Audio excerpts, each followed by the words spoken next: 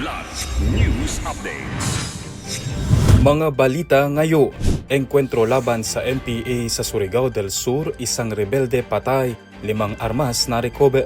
4.2 million pesos na halaga ng smuggled cigarettes na samsam sa Bukidnon at Cotabato operations. Biyayang bigas para sa Maynila inilunsa, 80,000 na pamilya makikinabang. Ako po si Cesar Soriano para ihatid ang mga nangungunang balita sa buong kapuluan ngayon.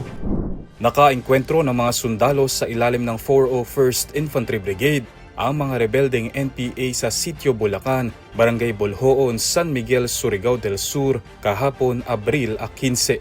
Target ng operasyon ng mga natitirang miyembro ng Regional Operations Command ng Northeastern Mindanao Committee na pinamumunuan ni Edelberto Reponte Daval alias Kabong o Wako. Matapos ang engkwentro, natagpuan ang wala ng buhay na rebelde na si alias Kakero. Na-recover din ng tropa ang 5 high-powered firearms at ilan pang kagamita. Naging posible ang operasyon dahil sa pagsuplong ng mga residente sa grupo na sangkot sa pangingikil ng pera at pagkain sa komunidad. Umabot sa 4.2 million pesos na halaga ng pinaghihinalaang smuggled cigarettes ang nasamsam sa magkahiwalay na operasyon sa Cotabato City at Bukidnon. Noong Abril 15 sa Barangay Kalanganan 2, Cotabato City, nadiskubre ang abandonadong truck na may kargang humigit kumulang 3 milyong pisong halaga ng sigarilyo matapos tumakas ang mga suspect nang maramdaman ng presensya ng pulisya. Samantala, noong Abril 14 naman sa checkpoint sa Barangay Pamutolan, Kalilangan, Bukidnon, arestado ang isang driver matapos makumpiska ang 1.2 million pesos na halaga ng smuggled cigarettes na itinago sa loob ng truck. Walang naipakitang dokumento ang suspect at inaming iligal ang kargamento. Patuloy ang investigasyon at koordinasyon sa Bureau of Customs o BOC laban sa smuggling.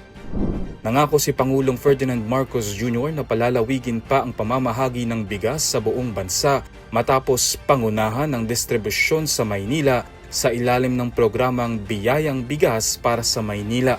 Sa rollout na isinagawa sa SM City, Manila kaninang umaga, tumanggap ng tig 10 kilo ng bigas ang bawat benepisyaryo. Kabilang sa mga unang pinamahagian ng 1,000 sako ay ang mga nasa retail affiliates, janitorial, security, maintenance at hotel at restaurant personnel.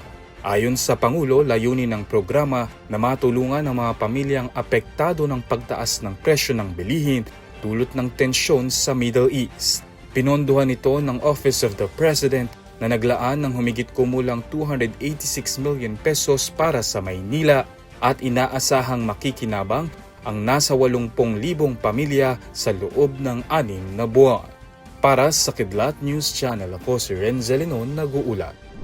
Ako po si Cesar Soriano, kasama nyo sa bawat pagputo ng balita.